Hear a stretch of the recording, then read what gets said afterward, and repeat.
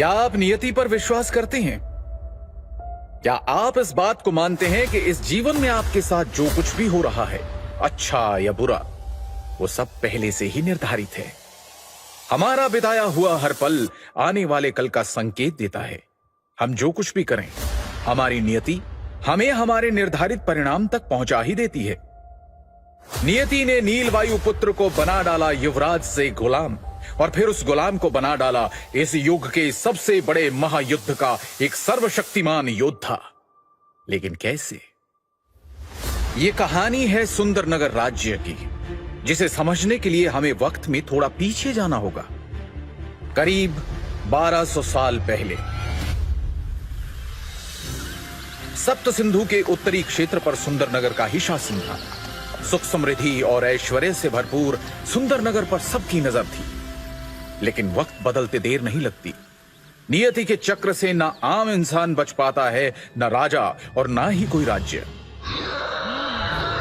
अचानक राक्षसों की एक बड़ी फौज ने सुंदरनगर पर हमला कर दिया। वो लड़ाई इतनी भयानक थी कि पूरी धरती लाशों से ढक गई। राक्षसों ने सभी ताकतवर योद्धाओं को बेरहमी से मार डाला। कई प्रतिभाशाली युवाओं को तो वो जिंदा ही निकल गए। वो दृश्य इतना भयानक था कि उसके बारे में सोचकर ही किसी की भी रूह कांप जाए। अपनी तबाही का मंजर देखते हुए सुंदरनगर की उम्मीद तब जगी जब न जाने कहां से एक दिव्यात्मा प्रकट हुए। वो थे ऋषि भृगु।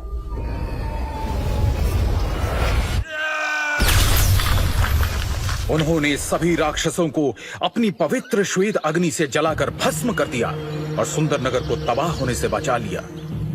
उसके बाद भृगु ऋषि ने राज परिवार के वर्तमान राजा को 2 दिव्य औषधीय गोलियां और जीवन के सूत्र नामक एक पुस्तक देते हुए कहा, हे राजन, इस पुस्तक में दिव्य शक्तियों के सूत्र है। इस पुस्तक की रहस्यमय दिव्य शक्तियों को जागृत करने वाला व्यक्ति संपूर्ण मानव जाति का कल्याण करेगा। उनके द्वारा कहे गए ये शब्द बादलों में होती गर्जना की तरह पूरे क्षेत्र में गूंज उठे। तब से लेकर अब तक पीढ़ी दर पीढ़ी कई लोगों ने उस पुस्तक को पढ़ा, लेकिन कोई भी उसमें लिखे किसी भी तरह के दिव्य सूत्र को खोजने में सफल नहीं हुआ। वक्त बीतता गया। इंसान की लालसा, जलन और गद्दी की चाहत के चलते राज परिवार के बीच अनबन और राजनीति सुंदरनगर को पतन की ओर धकेलती चली गई। फिर कई सालों बाद वायुपुत्र परिवार के वंशज वीरेंद्र वायुपुत्र ने महाराज बनकर सुंदरनगर की बागडोर संभाली और अपनी निष्ठा और ईमानदारी के साथ उसे उत्थान की ओर ले चले। परंतु उनके धूर्त भाइयों को महाराज वीरेंद्र वायुपुत्र की तरक्की रास नहीं आ रही थी। महाराज वीरेंद्र के पराक्रम के सामने उनके सौतेले भाई यजुवेंद्र और नागेंद्र दोनों फीके पड़ जाते थे। महाराज अपनी प्रजा का खूब ख्याल रखते थे और प्रजा भी उन्हें बेहद पसंद करती थी। महाराज सुंदरनगर की प्रतिष्ठा को वापस ऊंचाइयों पर ले जाने की हर मुमकिन कोशिश कर रहे थे। यहां तक कि पास के शक्तिशाली श्यामल साम्राज्य के सम्राट बिंदुसार भी महाराज वीरेंद्र से रिश्ता गहरा करने के लिए राजी हो गए थे, जिसके चलते उन्होंने अपने परिवार की किसी एक बेटी की शादी सुंदरनगर के युवराज से करने का वचन दिया था। लेकिन साथ ही महाराज वीरेंद्र के खिलाफ पनप रहा था एक षड्यंत्र। लालच और ईर्ष्या की आग में जलते दोनों भाई नागेंद्र और यजुवेंद्र कई सालों से महाराज के खिलाफ एक चाल चल रहे थे। एक तरफ उन्होंने धीरे धीरे करके राज्य के कुछ खास लोगों को अपने साथ कर लिया, वहीं दूसरी तरफ महाराज के वफादार, जिन्हें वो अपने साथ शामिल नहीं कर सकते थे, उन दोनों ने उन सबको महाराज के साथ ही मार डालने का षड्यंत्र रचा। महाराज वीरेंद्र का बेटा युवराज नीलवायुपुत्र बहुत ही प्रतापी बच्चा है। उसके पैदा होने पर संत महात्मा द्वारा यह कहा गया था, ये लड़का एक दिन पूरे राज्य का उद्धारक बनेगा। हमारे शरीर में 7 सबसे महत्वपूर्ण चक्र होते हैं। एक एक करके चक्रों की शक्ति को जागृत करके इंसान एक महान योद्धा बन सकता है। मात्र 13 वर्ष की आयु में नीलवायुपुत्र अपने पहले और सबसे मुश्किल चक्र यानी मूलाधार चक्र के शिखर पर पहुंच गया था, जिसकी वजह से हर कोई उसे सुंदरनगर के उद्धारक के रूप में देखने लगा था। उन्हें लगता था कि नील के नेतृत्व में वो एक बार फिर से पूरे उत्तरी क्षेत्र पर शासन कर सकेंगे।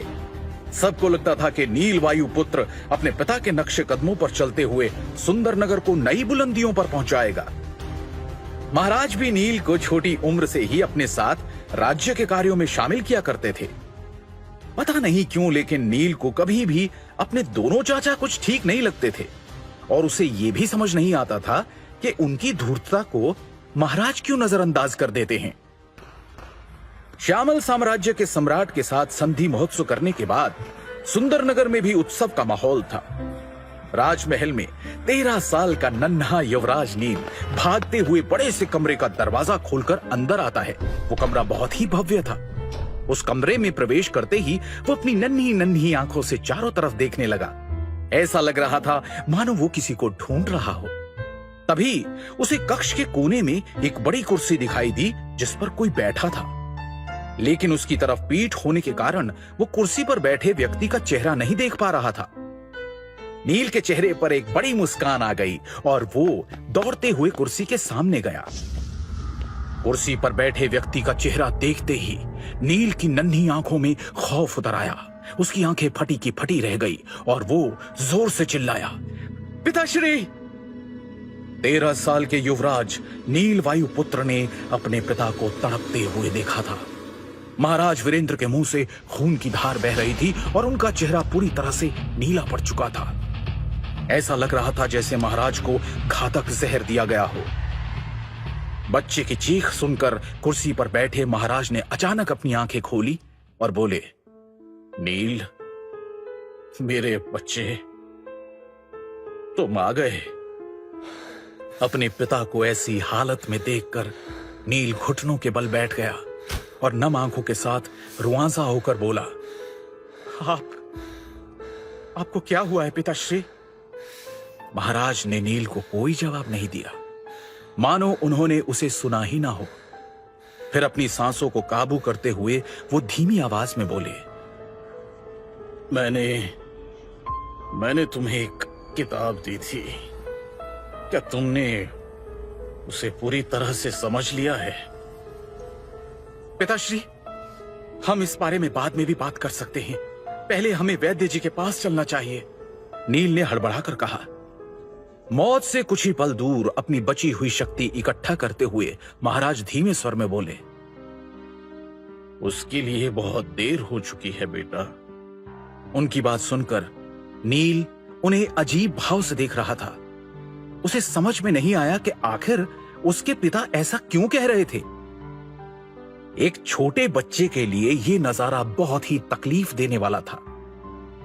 नील को देखकर उसके पिता के चेहरे पर एक दर्द भरी फीकी मुस्कान आ गई और उन्होंने कांपती हुई आवाज में कहा, नील, याद रखना, तुम हमारी आखिरी उम्मीद। इससे पहले कि वो अपनी बात पूरी कर पाते, अचानक उनके शरीर ने प्राण छोड़ दिए और वो कुर्सी पर ही दम तोड़ बैठे। ये देखकर नील की दर्द भरी चीख निकली, पिताश्री! इतने में सैनिकों की एक टुकड़ी राजमहल के उस कमरे में प्रवेश करती है और साथ ही राजा के जैसे कपड़े पहने हुए नागेंद्र और यजुवेंद्र वायुपुत्र आते हैं। अपने पिता की मृत्यु पर रोते बिलखते नील पर वो जरा सी भी दया नहीं दिखाते और सैनिकों को नील को कैद करने का आदेश देते हैं। उनके षड्यंत्र से अनजान मासूम नील झुंझलाकर बोला, छोड़ो मुझे, मैंने कुछ नहीं किया है, मुझे नहीं मालूम पिताश्री को किसने मारा। उसकी इस बात पर यजुवेंद्र जोर जोर से ठहाका लगाकर हंसने लगा और नील के करीब आकर बड़ी बेरहमी से उसने मासूम नील को बालों से पकड़ लिया। उसके चेहरे के भाव अचानक ही क्रूर हो गए। दिल तो करता है कि तुझे अभी जान से मार डालूं, लेकिन कितना मासूम है तू। मैंने क्या गुनाह किया है? मैंने कुछ नहीं किया है। चाचा जी, पिताश्री को वैद्य के पास ले चलिए ना, शायद वो इन्हें ठीक कर देंगे। नील यजुवेंद्र के आगे गिड़गिड़ाने लगा। इस पर यजुवेंद्र ने नील के बालों पर अपनी पकड़ को कसते हुए एक जोरदार तमाचा उसके गाल पे जड़ दिया और क्रूरता भरे अंदाज में बोला, तेरा गुनाह ये है कि तू एक गद्दार का बेटा है। तेरा बाप तो मर चुका है, इसलिए अब उसके गुनाहों की सजा तू भुगतेगा। तू एक कैदी का जीवन बिताएगा। रोज तेरी इतनी पिटाई होगी कि तू रोज हमसे मरने की भीख मांगेगा। ऐसा कहकर यजुवेंद्र सैनिकों को इशारा करता है। उसकी आज्ञा का पालन करते हुए सैनिक नील को कारागृह ले जाने लगते हैं कि तभी पीछे खड़ा नागेंद्र एक तिरछी मुस्कान के साथ कहता है, अगर तेरी बहन नीलिमा सप्त सिंधु आश्रम न गई होती तो मैं उसे खुद अपने हाथों से सजा देता।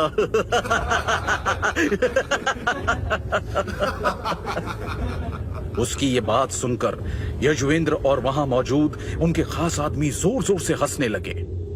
नील ने जब ये बात सुनी तो उसका खून खौल गया। एक झटके से नील ने सैनिकों से खुद को छुड़वाया और नागेंद्र को मारने के लिए उसकी ओर भागा।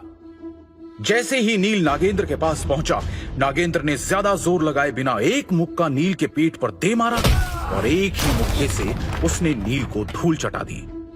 दर्द से बिलखता नील वहीं जमीन पर पड़ा रहा, जिसे देखकर वहां मौजूद सभी लोग एक बार फिर जोर जोर से हंसने लगे।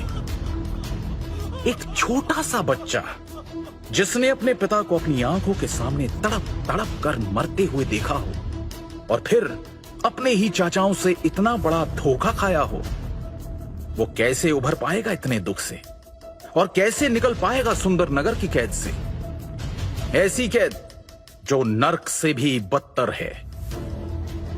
कुछ सालों बाद नील वायुपुत्र को एक गुलाम का जीवन बिताते हुए 3 साल गुजर गए। ये 3 साल नील के लिए बेहद दर्दनाक थे, क्योंकि उसके चाचा और वर्तमान महाराज के आदेश के अनुसार नील को एक प्रशिक्षण सहायक बना दिया गया था। मुख्य रूप से प्रशिक्षण सहायक मौत की सजा पाए हुए वो कैदी थे जिन्हें शिष्यों के हाथों पीटने के लिए रखा गया था। सभी शिष्य अपनी तकनीकों और शक्तियों का परीक्षण इन सहायकों पर ही करते थे, यहां तक कि उन्हें पलटवार करने की भी अनुमति नहीं थी। कैदियों की सुध लेने वाला कोई भी नहीं था। इनमें से कितने ही गुलाम हर साल मारे जाते थे या फिर अपंग हो जाते थे। जहां तक नील की बात है तो वो मौत की सजा पाने वाला कोई आम कैदी नहीं था। वो सुंदरनगर साम्राज्य का पूर्व युवराज था, जो पिछले 3 सालों से प्रशिक्षण सहायक बनकर लगातार मार खा रहा था। नील वायुपुत्र ने इन 3 वर्षों में इतने हमले, अपमान और पीड़ा झेली थी कि जिन्हें गिना भी नहीं जा सकता। उसने अब इसे ही अपनी नियति मानकर जीना सीख लिया था। रात का समय, दिन भर की पिटाई के बाद सभी कैदियों को उनके कारागार में डाल दिया गया। नील अभी सिर्फ 16 साल का है। उसका शरीर दुबला लेकिन चेहरा सुंदर है। अपनी चमकती नीली आंखों के साथ वो अपने कारागृह में दीपक के मंद प्रकाश में एक फटी पुरानी किताब को निराशा से देख रहा था। वो उस पुस्तक को एक बार फिर से पढ़ने की कोशिश कर रहा था। ये किताब उसके पिता द्वारा उसको मिला हुआ आखिरी तोहफा था। पुस्तक देते समय उसके पिता ने उससे कहा था, बेटा नील, ये पुस्तक हमारे पूर्वजों की पवित्र धरोहर है और ये हमारे कुल के पुनरुद्धार में सहायक होगी। मुझे विश्वास है कि तुम ही हमारे कुल का उद्धार करोगे। याद रखना बेटा, मानवता ही परम धर्म होता है। अपने पिता के वो शब्द नील के कानों में गूंज गए। वो धीरे से फुसफुसाया, भृगु ऋषि की इस किताब को मैंने 10 बार पढ़ा है। इसके अंदर के सूत्र काफी अच्छे हैं, लेकिन मानवता ही परम धर्म है। मैं इस कथन से सहमत नहीं हो सकता। दीपक की हल्की लौ को देखते हुए उसने एक उदासी भरे स्वर में खुद से कहा, यदि मेरे पिता इतने दयालु और उदार नहीं होते, मानवता को परम धर्म नहीं मानते, तो आज हमारे राज्य की ये दुर्दशा नहीं होती और ना ही मेरे पिता की मृत्यु होती। मैं अपने पिताश्री की मौत के जिम्मेदार हर इंसान को खोज निकालूंगा और खुद अपने हाथों से उन्हें नरक से भी भयानक यातना दूंगा।